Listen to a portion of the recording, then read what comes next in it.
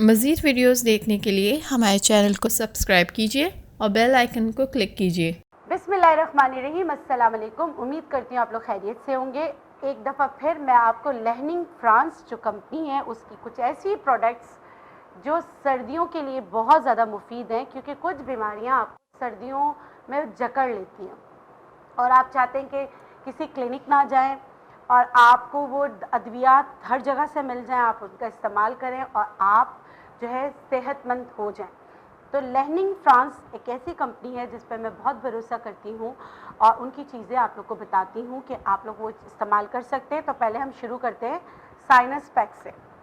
अच्छा, ये क्या करता है? नाक का बहना, एलर्जी, गोश्त का बढ़ जाना, उन सब के लिए, जैसे नाक की हड्डी बढ़ गई तो उन सब के लिए साइनस पैक्स जो है बहुत अच्छी दवा है। तरीका इस्तेमाल हर चीज़ मौजूद होती है, तो आप इसका इस्तेमाल कर सकते हैं। अच्छा, और दूसरी चीज़ वॉक्स पैक। अब ये किस लिए है? आपके गले जो आवाज़ का बैठ जाना, गले का वरम, वॉइस बॉक्स के जितने मसाइल होते हैं जिसकी वजह से आहिस्ते आहिस्ते आवाज़ ख़त्म हो जाती है, चली जाती है, तो उसके लिए ये मौजूद है। लहनिंग फ्रांस की कंपनी है, होम्योपैथिक की, बहुत ही अच्छी, रिलायबल। आप इसका इस्तेमाल कर सकते हैं। तरीका इस्तेमाल और डोजेज सब कुछ इसमें दर्ज होता है।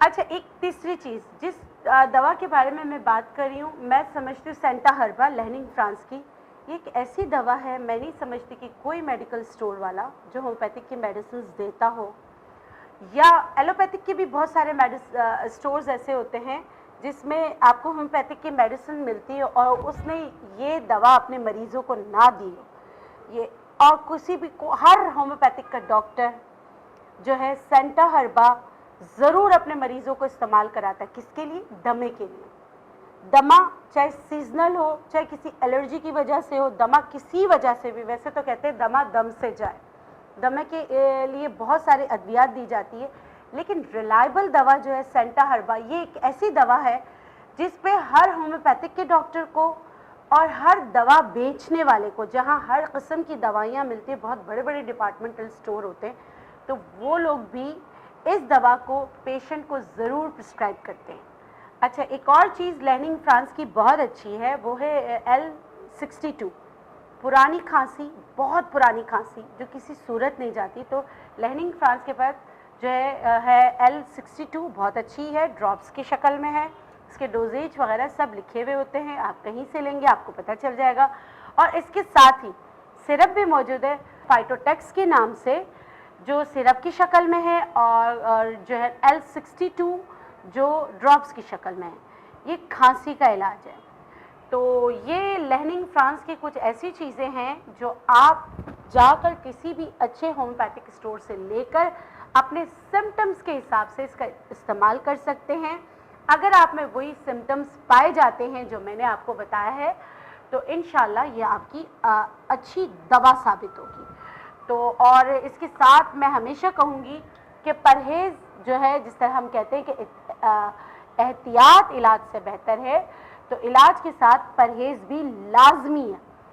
तो जो हम परहेज़ देते हैं इन सारी चीज़ों में, नज़ला, ज़ुकाम, खांसी, गले की सोजिश, लंग्स वगैरह सब में जो होते ठंडी चीज़ों को परहेज़ बताते हैं। दूध दही का परहेज़ बताते हैं। इसके साथ हम लोग परहेज़ बताते हैं कि केला नहीं खाना, टोमेटो केचप नहीं लेना, सॉफ्ट ड्रिंक्स नहीं लेना। अगर आपने चाय पीना है तो भी या दूध पीना है तो उसमें कॉफ़ी डाल के पीना।